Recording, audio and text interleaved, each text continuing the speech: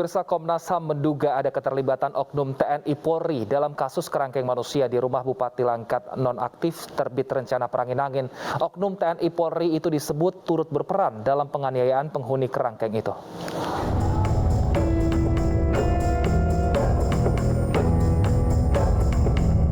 Komnas HAM mengungkap sejumlah fakta baru terkait keberadaan kerangkeng manusia di rumah Bupati Langkat nonaktif terbit rencana perangin-angin.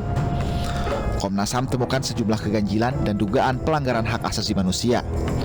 Yang paling menjadi sorotan adalah dugaan keterlibatan keluarga terbit serta oknum TNI dan Polri dalam kasus ini. Atas temuannya, Komnas HAM berharap polisi bisa menindaklanjuti temuan tersebut. Ada temuan soal pengetahuan dan keterlibatan oknum anggota TNI dan Polri. Jadi kita mendapatkan keterangan ada beberapa oknum anggota TNI dan Polri terlibat dalam proses kerangkeng tersebut. Kami mengetahui jumlah dan nama masing-masing dan informasi penunjang lainnya, termasuk pangkat dan sebagainya. Terus terdapat tindakan kekerasan, penyiksaan atau yang merendahkan martabat oleh oknum-oknum tersebut. Yang berikutnya adalah terhadap oknum kepolisian yang menyarankan pelaku kriminal untuk menjadi penghuni kerangkeng. Sebelumnya, Komnas HAM juga memeriksa Bupati nonaktif Langkat terbit rencana perangin-angin terkait keberadaan kerangkeng manusia di rumahnya di gedung KPK Jakarta. Dalam pemeriksaan ini, Komnas HAM membawa sejumlah dokumen dan barang bukti untuk dikonfirmasi kepada tersangka, seperti sejarah adanya kerangkeng tersebut hingga hilangnya nyawa penghuninya. Tim Liputan iNews melaporkan. Lalu benarkah ada keterlibatan oknum TNI Polri dalam kasus kerangkeng manusia di rumah Bupati Langkat nonaktif terbit rencana perangin-angin? Sudah bergabung bersama kami Hoirul Anam, Komisioner Komnas HAM. Selamat sore Pak Hoirul. Sehat selalu. Baik, sehat selalu Pak. Bagaimana tadi Bapak menyatakan bahwa ternyata ada dugaan kekerasan, lalu ada perlakuan yang tidak layak yang dilakukan kepada manusia di kerangkeng di belakang rumah Bupati Langkat ini. Bisa dirincikan Pak, seperti apa persisnya maksud Anda tadi? Ya, yang pertama-tama memang kami mendapatkan keterangan ya untuk anggota TNI, oknum anggota TNI itu informasinya memang salah satunya memang latih senam fisik ya. Terus kami juga curiga beberapa istilah-istilah terkait kekerasan itu juga dari istilah-istilah yang ada di sana kayak gantung monyet, 2,5 kancing, itu yang pertama. Terus yang kedua memang informasinya ada kekerasan. Dan informasi ini sudah kami sampaikan kepada pihak POM TNI AD beberapa waktu yang lalu, awal Februari. Dan sudah ditindaklanjutin dan ada proses penyelidikan oleh teman-teman TNI AD dan ini sangat bagus. Yang kedua untuk kepolisian. Jadi kasus ini sebenarnya kami berdua ini, Komnas HAM dan khususnya Polda Sumut, kepolisiannya itu selalu berkomunikasi dan berkoordinasi. Jadi memang nggak mungkin kami juga mendapatkan banyak informasi tanpa bantuan dari teman-teman Polda Sumut. Nah, memang ada dua kasus. Kasus yang pertama adalah ada salah satu anggota kepolisian di level polsek sana yang memang menyarankan, jadi orang melakukan tindak kriminal malah menyarankan untuk dimasukkan ke kerangkeng. Itu yang pertama, dan itu sudah ditindaklanjuti. Nah, yang kedua memang ada informasi, ya ini informasi awal, informasinya lumayan gitu ya, lengkap, tapi memang belum fix. Ini di akhir-akhir proses. Jadi ketika kami mendapatkan informasi di akhir proses itu ada dua, ada soal kepolisian dan yang melakukan tindak kekerasan. Yang berikutnya adalah soal anak SMA yang ada di kerangkeng tersebut. Nah, ketika kami mendapatkan ini memang kami belum sempat berkoordinasi lebih lanjut dengan teman-teman kepolisian untuk menindaklanjuti. Ya, tapi dari kemarin terus hari ini juga komunikasi terus kami lakukan bersama antara Polda dan Polda Sumatera Utara, termasuk Pak Kapolda dan jajarannya komunikasi langsung dengan tim, termasuk juga dengan saya, untuk menindaklanjuti itu. Karena sekali lagi memang sejak awal kasus ini, ya kami bersama-sama. Kalau tadi dilihat saya sama Pak Kapolda ada di kerangkeng sana, itu hari pertama kami datang ke sana. Baik, Pak Hoirul, peran dari TNI dan Polri untuk memasukkan warga ke dalam kerangkeng ini apa? Apakah hanya karena menganjurkan saja untuk dimasukkan, atau ketika di dalam juga ada keterlibatan dari TNI Polri mungkin untuk melakukan pendidikan atau sosialisasi kepada warga yang ada dalam kerangkeng, atau seperti apa, Pak Hoirul?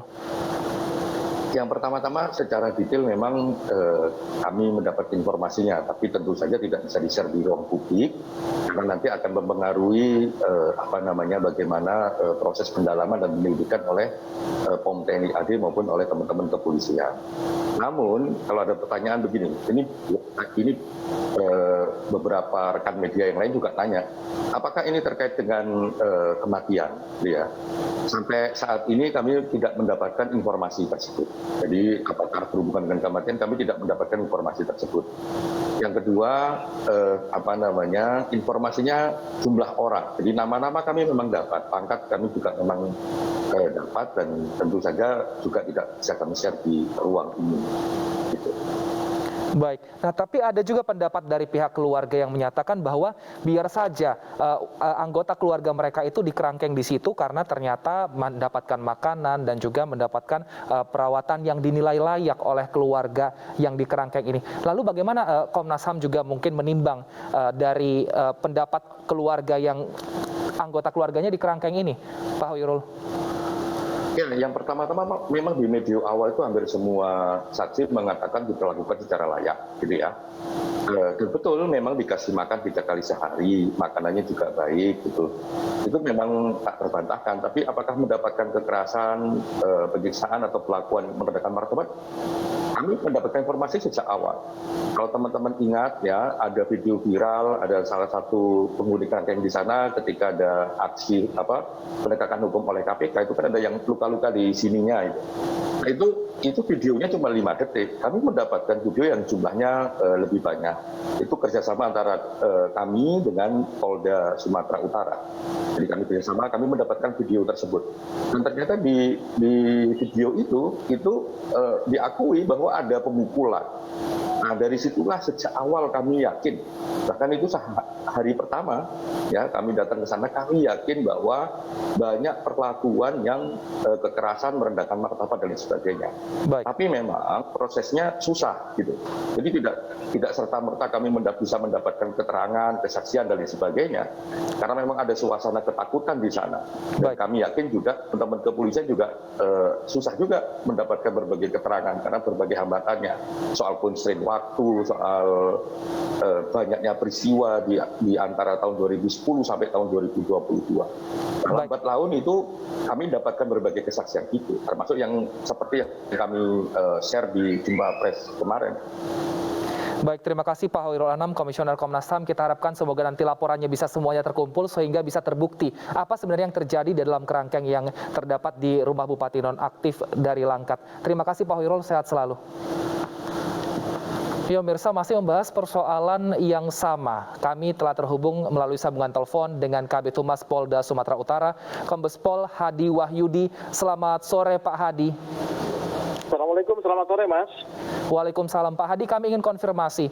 Benarkah ada keterlibatan dari anggota kepolisian terkait kerangkeng yang terdapat di rumah Bupati Nonaktif Langkat, Pak Hadi?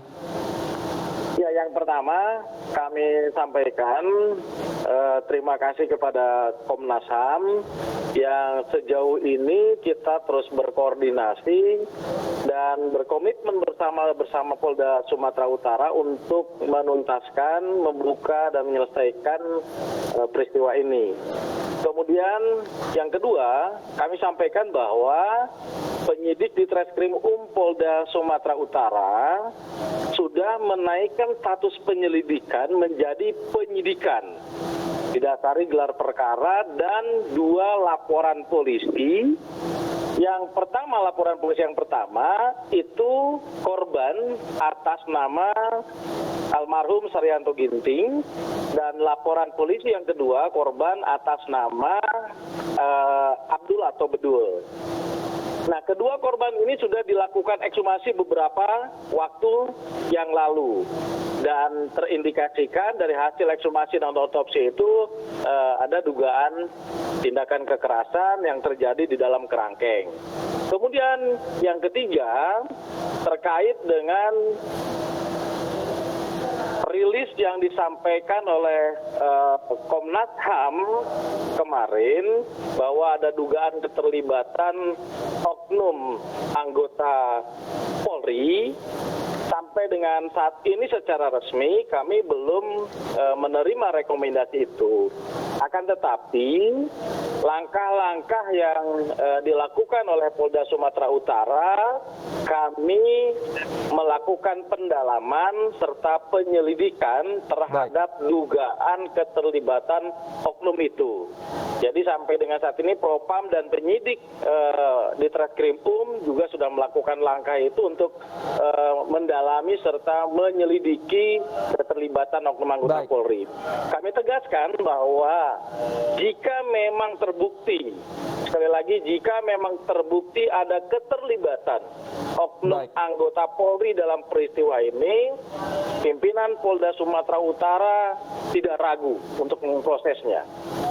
Baik Pak Hadi, ada dugaan sementara bahwa ternyata ada anggota kepolisian yang menyarankan agar orang-orang yang seharusnya direhabilitasi atau diproses hukum ini untuk dimasukkan saja ke kerangkeng dari milik Bupati nonaktif Langkat.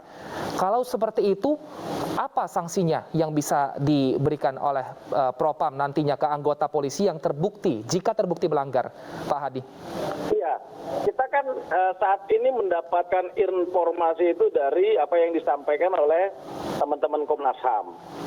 Dan tentu informasi itu akan terus kita dalami terkait dengan apa sanksinya. Nanti lihat dari hasil pendalaman, penyelidikan dan penyidikan yang dilakukan oleh Propam dan Ditreskrimum. Yang jelas tindakan tegas pasti akan diberikan kepada oknum yang terlibat.